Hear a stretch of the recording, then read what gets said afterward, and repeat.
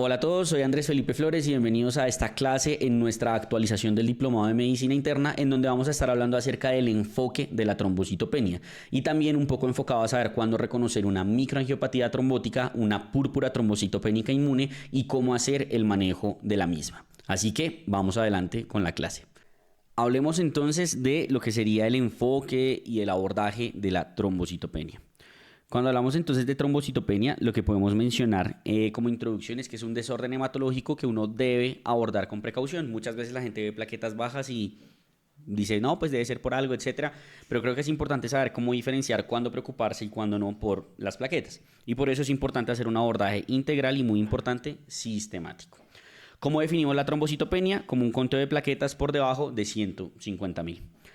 Cuando uno se encuentra un conteo bajo de plaquetas, lo primero que pues yo siempre creo que uno debería pensar es, bueno, ¿por qué se pueden bajar unas plaquetas? Y uno fisiopatológicamente puede hablar de 5 mecanismos por los cuales se pueden alterar las plaquetas. El primero de ellos es que haya una disminución en la producción, o sea, que la médula no esté generando suficientes megacariocitos y por ende ellos no se estén, pues digamos, dividiendo en lo que serían las plaquetas. Aquí podemos tener una alteración propiamente medular, por ejemplo, una aplasia, o que haya déficit de nutrientes o de trombopoyetina, como en ferropenia, déficit de vitamina B12 o cosas por el estilo. La otra posibilidad es que las plaquetas sí se estén produciendo, pero se estén destruyendo, usualmente en contexto de autoinmunidad. Lo que se conoce como PTI, o en ocasiones el lupus, el síndrome antifosfolípido, pueden generar este tipo de destrucción. Lo otro es que haya consumo, es decir, que se produzcan bien las plaquetas, pero el paciente por alguna razón está haciendo un montón de coágulos por todo lado todo el tiempo y las plaquetas se están consumiendo, generando esos coágulos. La otra posibilidad es que haya una dilución de las plaquetas, eso normalmente tiene que ver con que le pusieron muchos líquidos al paciente, y la otra posibilidad es que haya atrapamiento por esplenomegalia. Nosotros más o menos todos fisiológicamente tenemos hasta el 70% de nuestras plaquetas metidas en la circulación esplácnica. Entonces, en la circulación venosa pues, intestinal, no están a nivel sistémico, a nivel venoso periférico ni a nivel arterial periférico.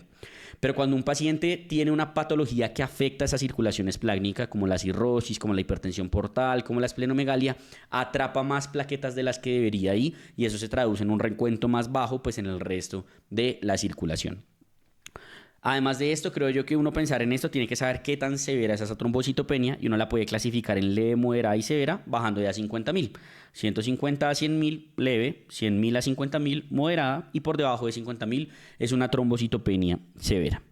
Cuando uno dice cuáles pueden ser las posibles etiologías, entonces basados, digamos, en esa fisiopatología que mencionamos, podemos tener lo que sería una trombocitopenia falsa, que ya ahorita vamos a hablar de eso en el abordaje, que es la pseudotrombocitopenia.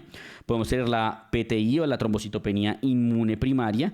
Podemos tenerla mediada por medicamentos, algunos alimentos incluso, infecciones, hiperesplenismo, alteraciones, digamos, medulares, entre otras. Entonces, ¿cómo uno puede hacer el abordaje diagnóstico de esa trombocitopenia? Si uno encuentra un valor de plaquetas bajo, ¿qué hace? Lo primero que uno debería preguntarse es, ¿me preocupo o no me preocupo? O sea, ¿esto es urgente, no es urgente? ¿Cuándo debería preocuparme? Cuando tengo un sangrado o cuando tengo una trombocitopenia severa en un paciente. Si uno tiene un paciente con plaquetas por debajo de 50.000, pues uno tiene que decir, este man puede sangrar en cualquier momento, mandémoslo a urgencias. O si está sangrando, pues con mayor razón, mandémoslo a urgencias. La otra posibilidad, cuando tiene un conteo plaquetario muy bajo por debajo de 50.000 y tiene una cirugía urgente, otra emergencia. Lo otro, un paciente que esté embarazada y que tenga una trombocitopenia severa, hay que preocuparse por HELP, por microangiopatía trombótica o por alguna razón. Lo otro, que posterior a la transfusión el paciente esté presentando trombocitopenia o que esté en el contexto de una sospecha de una trombocitopenia inducida por heparinas. Muy importante, sospecha de microangiopatía trombótica, que ya ahorita voy a enfocar un poquito más en esto, pero si ustedes tienen trombocitopenia con anemia hemolítica, preocúpense, ¿listo?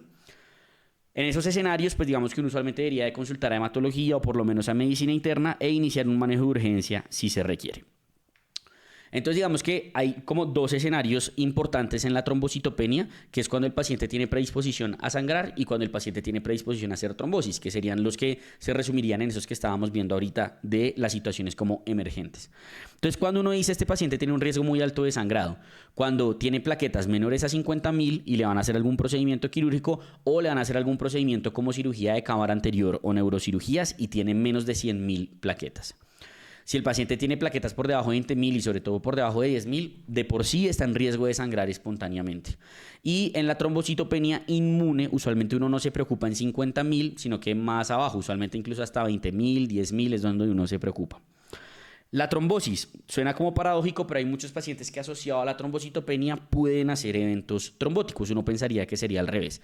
¿En qué escenarios eso puede ocurrir? Trombocitopenia inducida por heparina, algo a considerar. Síndrome antifosfolípido, también muy importante. Microangiopatías trombóticas, hemoglobinuria paroxística nocturna y alguna PTI con alguna comorbilidad adicional como fibrilación auricular o cáncer. Entonces, dentro de las etiologías de trombosis, creo que todos sabríamos reconocer un conteo bajo, a irse a cirugía, tiene riesgo de sangrar o está sangrando. El SAF, pues digamos que también ahí uno, ya lo hablamos en el módulo de reumato cuando hablamos de lupus, pero mucha gente no entiende muy bien qué es lo que uno se refiere cuando habla de microangiopatía trombótica. Como que uno, sí dice, las MAT existen, pero nunca se sienta a pensar, bueno, ¿qué es realmente una microangiopatía trombótica y cómo podría identificarla? Porque esto es un diagnóstico que debe poder hacer cualquier persona porque es una urgencia tratar a estos pacientes. Entonces uno dice, bueno, ¿cómo se define una microangiopatía trombótica? Se define por la unión de las siguientes características.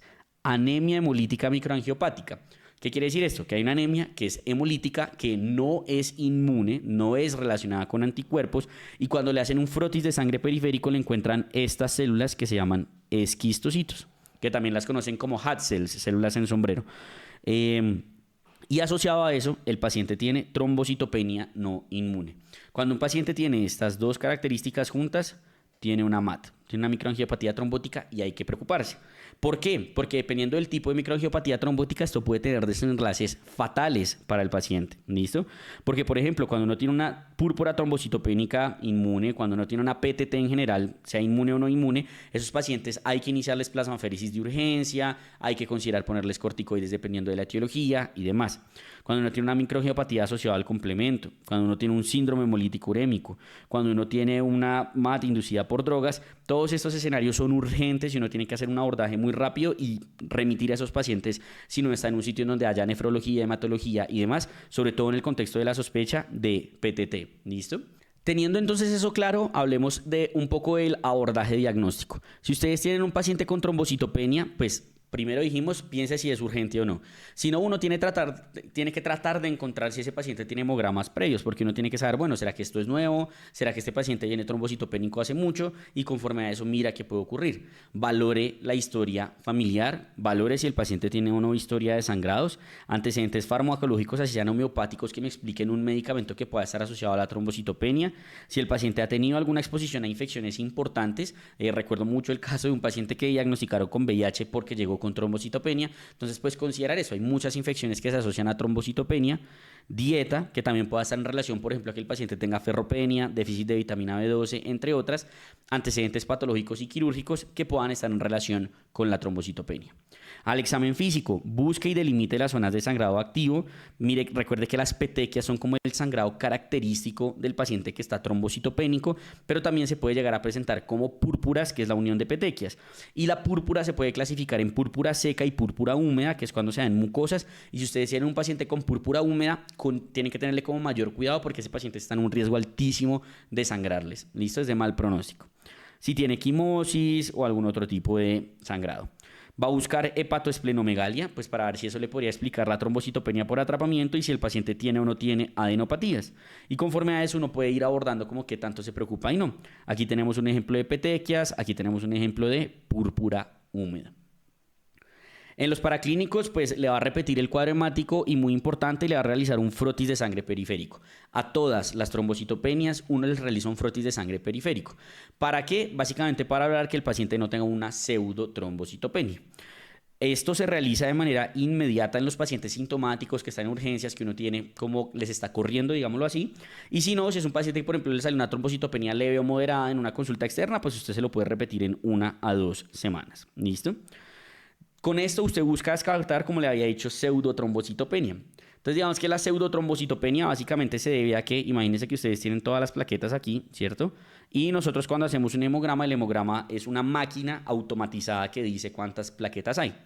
Pero por alguna razón los pacientes tienen algunos anticuerpos que se desarrollan usualmente contra el EDTA, que es el anticoagulante del tubo donde a uno le toman la muestra de sangre, y esos anticuerpos se unen acá y lo que hacen es hacer como una macro plaqueta, o sea, unen a varias plaquetas. Y resulta que el lector automatizado coge y lee todo este acúmulo de plaquetas como solo una plaqueta y por eso da un, digamos, como recuento falsamente disminuido de plaquetas. Por eso siempre toda trombocitopenia debe tener un frotis de sangre periférico para evaluar que esto no esté pasando e idealmente debería tener un recuento manual de plaquetas, que no es el automatizado, sino que alguien en el laboratorio contó realmente cuántas plaquetas tiene el paciente. ¿Listo? Algunos dicen que se debería pedir con tubo citratado porque, pues digamos, como les dije, los anticuerpos usualmente son contra el EDTA. Entonces, en teoría, un tubo con citrato como anticoagulante no tendría este problema, pero también existen reportes de pseudotrombocitopenia con anticuerpos contra citrato. Entonces, esto es más o menos lo que ocurre en la pseudotrombocitopenia, o en inglés lo pueden encontrar como smoldering, que básicamente es esto. Todas estas plaquetas están unidas por anticuerpos y la máquina lo lee como una única plaqueta. Dentro de los paraclínicos adicionales, pues digamos que uno puede orientar un poco cuál es la alteración según el cuadro hemático, porque por ejemplo si tiene anemia y esa anemia es hemolítica no inmune, como les dije, pues podrían estar frente a una MAT. Si tiene una anemia que es de características también como carenciales, uno dice, de pronto es una ferropenia, un déficit de B12 o cosas por el estilo. Si tiene leucocitosis y además de eso tiene trombocitopenia, pues uno piensa en infección, muchas veces hay trombocitopenia por sepsis. Si tiene pancitopenia, pues uno piensa en que hay un problema evidentemente a nivel medular. Si uno tiene una trombocitopenia aislada sin ninguna otra alteración, pues uno usualmente piensa más en algo propio de las plaquetas, o una PTI o una trombocitopenia inducida por medicamentos. También el frotis de sangre periférico, además de decirle a usted si tiene o no tiene pseudotrombocitopenia, lo puede orientar a qué puede estar pasando en ese paciente. Por ejemplo, si el paciente tiene esquistocitos, ya dijimos que será el marcador en el frotis de la anemia hemolítica microangiopática. Entonces uno tiene que pensar en una MAT. Si tiene cuerpos de Howell-Jolly, usted puede pensar en alteraciones plénicas. Si tiene esferocitos, autoinmunidad o esferocitosis hereditaria. Si tiene, digamos, leucoeritroblastia, uno puede encontrar o sospechar una mielodisplasia. Leucocitos con bandas o con cuerpos de Dol o con granulaciones tóxicas, pues uno piensa en una infección. Si uno encuentra mieloblastos, pues uno piensa en una leucemia. Neutrófilos hipersegmentados, piensa en déficit de vitamina B12 y así sucesivamente. E importante, en toda trombocitopenia de causa no explicada hay que tomar como mínimo VIH y hepatitis C. En teoría también hepatitis B, pero por lo menos VIH y hepatitis C. Y el resto pues se van a tomar pues según las sospechas que uno tenga al examen físico. Enfermedad autoinmune pues le toma la serología para los anticuerpos, hepatopatía le toma el perfil hepático y la imagen si la necesita, si tiene trombosis pues le busca el HIT o le busca la microangiopatía y así sucesivamente. ¿Cuándo debería irme a un estudio de biopsia de médula ósea cuando estoy frente a una trombocitopenia? Básicamente cuando se sospecha un desorden primario o cuando hay una trombocitopenia no esclarecida. O sea, uno tiene una trombocitopenia que le ha buscado de todo, no es una PTI y uno dice, juepucha, no sé por qué está trombocitopénico, hagámosle la biopsia. Y algo muy importante, a todo paciente mayor de 60 años, por guías y por recomendaciones de práctica clínica, hay que hacer una biopsia de médula ósea para descartar que no tenga una etiología maligna detrás de esa trombocitopenia. Y uno en la biopsia de médula ósea pues puede encontrar en ocasiones la etiología de por qué ese paciente está presentando la trombocitopenia. Si tiene disminución de solo los megacariocitos, pues de pronto tiene alteraciones propias autoinmunes de las plaquetas o de los megacariocitos a nivel medular. Si tiene disminución de todas las células, pues es una falla medular. O si está normal, pues el problema no está en la médula, sino que está a nivel periférico y así sucesivamente.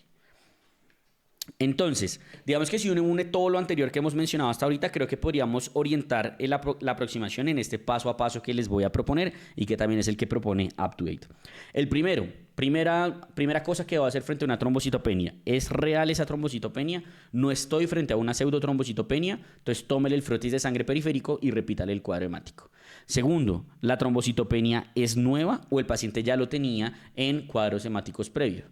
Tercero, ¿hay otras alteraciones hematológicas o solo está afectada la línea plaquetaria? Hay alteraciones en el cuadro hemático, hay alteraciones, no sé, anemia, leucocitosis, etc. Y con lo anterior, usted puede clasificar a su paciente en 3 grupos. El paciente es asintomático, es un hallazgo incidental y tiene una trombocitopenia leve. El tercer grupo, el paciente tiene una trombocitopenia moderada, está sangrando o tiene otros síntomas. Y el tercer grupo, el paciente tiene una trombocitopenia severa o tiene un paciente que está grave, tiene problemas, está anémico, está sangrando o cosas por el estilo. Como mencionamos entonces, lo clasificamos en esos tres grupos y si estamos en el primer grupo, que sería el grupo como más tranquilo, más relajado, que nos da más tiempo como de espera para el abordaje, que es ese paciente que es asintomático, que fue un hallazgo incidental y que esa trombocitopenia es leve, uno en esos pacientes podría considerar como una etiología, por ejemplo, la PTI, que la PTI pues es la púrpura trombocitopénica inmune, que es algo bastante común realmente en la población general y no supone en la gran mayoría de los escenarios ningún riesgo, salvo que tenga valores de plaquetas muy bajos. Otra posibilidad es la hepatopatía, entonces uno podría considerar hacerle un perfil hepático a ese paciente, siempre considerar el VIH como etiología. El síndrome mielodisplásico sería raro, uno tendría que encontrar otras alteraciones en el frotis y demás, y la otra posibilidad pues es una trombocitopenia congénita. ¿Qué le realiza entonces uno a estos pacientes? El cuadro hemático, el frotis de sangre periférico y función hepática con serología para VIH y hepatitis C. Si lo anterior sale normal, quietos, no hay que hacer nada más, no hay que hacer biopsia a menos de que sea mayor de 60 años y uno dice, no, pues tiene una trombocitopenia seguramente inmune o genética, pero pues no me afana porque no le voy a dar ningún tratamiento relacionado a esa trombocitopenia. Ahora, si la trombocitopenia es moderada, entre 100.000 y 50.000, y el paciente está sangrando o tiene otros síntomas sugestivos, ahí sí ya empiezo a buscar otras etiologías. Entonces, si hay ausencia de enfermedad sistémica, uno tiene que sospechar una PTI o una trombocitopenia inducida por drogas, pero esta sí yo las prende un poquito más las alarmas en términos de ¿será que tengo que iniciarle algún medicamento para esa PTI? El Trombopac, Romiplastim o algo por el estilo, y siempre tomar VIH y hepatitis C. Ahora, si el paciente tiene síntomas sistémicos asociados a la trombocitopenia, pues uno realiza paraclínicos dirigidos. Si tiene estigmas de autoinmunidad, le busca la autoinmunidad. Si tiene sospecha de infección, le busca la infección. Si tiene hepatosplenomegalia, pues busca si tiene una hepatopatía, una hipertensión portal o un linfoma o qué es lo que está ocurriendo. Si tiene linfadenopatías, infección o malignidad, trombosis, HIT, SAF, hemoglobinuria paroxística nocturna. Aquí no olvidar también la microangiopatía trombótica y así sucesivamente. Y si estamos en el tercer grupo del paciente con una trombocitopenia severa por debajo de 50.000 o un paciente que está grave, uno usualmente tiene que pensar en cosas, pues evidentemente graves. Sepsis, coagulación intravascular diseminada y alteraciones severas en la función hepática. ¿Qué toma uno ahí? Estudios de coagulación porque toca ver que ese paciente no tenga una CID, una coagulación intravascular diseminada, perfil hepático y si uno tiene una sospecha pues, de una sepsis, evidentemente los hemocultivos. ¿Pueden haber otras causas de este grupo? Sí, la PTI, pues el paciente no necesariamente va a estar grave, pero sí puede tener una trombocitopenia severa y ahí definitivamente uno tiene que empezar a pensar en ponerle un medicamento. Trombocitopenia inducidas por medicamentos, reacciones posttransfusionales. Uno para esto debe hacer pues una historia completa de los medicamentos del paciente y retirar el que uno sospeche que pueda ser el causante.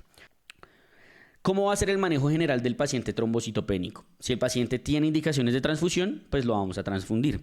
En los pacientes con trombocitopenia moderada severa, lo ideal sería restringir los deportes de contacto pues para que no vayan a sangrar. Manejar la anticoagulación con precaución. Si el paciente tiene indicación de anticoagulación de tromboprofilaxis, siempre recordar que las plaquetas nos pueden limitar esa indicación. Por debajo de 50.000 en general está contraindicada la tromboprofilaxis en los pacientes hospitalizados y por debajo de 50.000 la anticoagulación se vuelve bastante peligrosa y toca sopesar riesgos y beneficios. ¿Listo? Y es importante saber que la trombocitopenia no evita la trombosis, ¿no? Eso no es como, no, está anticoagulado por la trombocitopenia. No. ¿Listo? Y siempre determinar pues la posible afección por medicamentos y conforme a eso pues uno determina cómo le hace ya el manejo etiológico.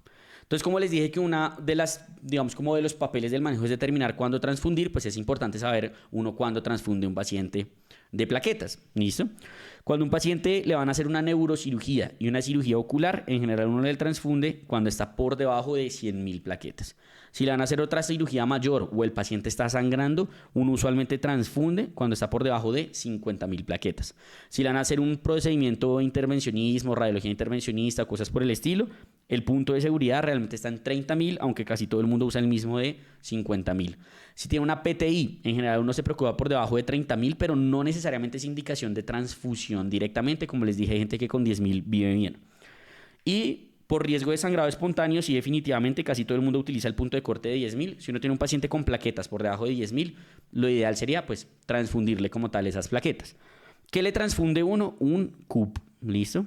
Que es importante saber que un CUP aproximadamente asocia con 6 unidades de plaquetas. ¿Listo? Es diferente, porque si ustedes tienen unidades de plaquetas, toca poner 6. Si tienen CUPs, uno puede ponerle un CUP. Bueno, ¿qué tanto, digamos, como en términos de transfusión va a subir el CUP las plaquetas? Se dice que más o menos 20.000. Realmente es muy poquito lo que suben, entre 10.000 y 20.000. Y es importante saber que esto ocurre digamos en el momento cercano, por así decirlo. Póngale que le dura al paciente 4 a 24 horas la transfusión. Y por eso muchos pacientes quedan con, por ejemplo, cuando están en la UCI, les están haciendo diálisis y tienen una trombocitopenia severa, quedan con indicación de transfusión por horario, porque realmente la transfusión no dura mucho. Entonces es importante que, pues sí, por ejemplo, si para el procedimiento es por debajo de 100.000, pues fue para el procedimiento. Ya después del procedimiento, si está con 80.000 plaquetas, salvo que esté sangrando, todos quietos, no hay que seguirle transfundiendo ni nada por el estilo. Entonces les he hablado bastante de la PTI, ¿cierto? Les he hablado bastante de la PTI. Simplemente quiero recordarles que pues la PTI es eso, es un mecanismo inmune de afección no solo de las plaquetas, digamos a nivel periférico, sino también del megacariocito, que se traduce pues en una disminución de las células plaquetarias de una etiología inmune. La PTI, pues cuando es sola, digamos cuando no se da ninguna otra enfermedad autoinmune, en general es una enfermedad entre comillas benigna. Hay pacientes que viven con 10.000 plaquetas y nunca sangran y no pasa absolutamente nada, pero pues digamos que el punto es hacer seguimiento y determinar cuándo el paciente es o no candidato a un estimulante pues de formador de plaquetas como lo que les decía, el Trombopac, Romiplastim, etcétera. Entonces, ¿uno cómo define pues, si ese paciente es o no candidato a algún tipo de manejo? En general, los pacientes que tienen una PTI, uno tiene que valorar que sea pues, como perdurable, por decirlo de alguna manera, en el tiempo. En los estadios iniciales de la PTI muchas veces se recomienda esquema de corticoides y usualmente esos corticoides suelen ser prednisolona o dexametasona. Si les preguntan cuál se prefiere, la respuesta es la dexametasona porque parecen los estudios que tienen algo más de efectividad. Pero muchos pacientes van a ser realmente refractarios o no respondedores a los corticoides. Cuando esto ocurre, uno tiene que evaluar qué tanto tiempo lleva ese paciente con la PTI, 3 a 12 meses o más de 12 meses. En los pacientes que tienen 3 a 12 meses, pues digamos que uno tiene que valorar como cuál es las preferencias del paciente y demás. Y uno en general, en muchas ocasiones, cuando el paciente quiere evitar medicamentos a largo plazo, no quiere quedar con medicamentos de por vida, les puede adicionar el rituximab, porque hay muy buenos estudios ya que muestran el beneficio del rituximab en la PTI con los pacientes, sobre todo cuando están en este punto de enfermedad aguda. Si los pacientes, pues eso como que no tanto y quieren es una respuesta más durable, no quieren estar en reinducciones, por decirlo de alguna manera o algo por el estilo, pues uno puede considerar los agonistas del receptor de trombopoyetina, que ahí estaríamos hablando del Trombopac o de Romiplastim. Ahora, si la duración es de más de 12 meses, el paciente ya lleva un buen tiempo con eso, pues nuevamente uno evalúa más o menos como qué es lo que le importa al paciente, si quiere más una respuesta durable, si quiere más evitar medicamentos a largo plazo o quieren es evitar como tal un procedimiento quirúrgico. En esos escenarios, cuando el paciente, pues digamos, le da un gran valor a la parte de la respuesta como durable, por decirlo de alguna manera, uno puede considerar en esos escenarios el agonista del receptor de trombopoyetina o la esplenectomía si tiene indicación y les quita el vaso a los pacientes y con eso digamos que evita como ese atrapamiento que estábamos mencionando que existía a nivel de la circulación esplácnica. ¿Listo? Si el paciente nuevamente le da valor a evitar medicamentos de largo plazo, pues en esos escenarios uno puede considerar rituximab o nuevamente la esplenectomía. Pero si definitivamente el paciente no quiere el procedimiento quirúrgico, pues en la gran mayoría de los escenarios uno se va a ir con los análogos de trombopoyetina o los agonistas del receptor de trombopoyetina, que serían el Trombopac y el Romiplastim.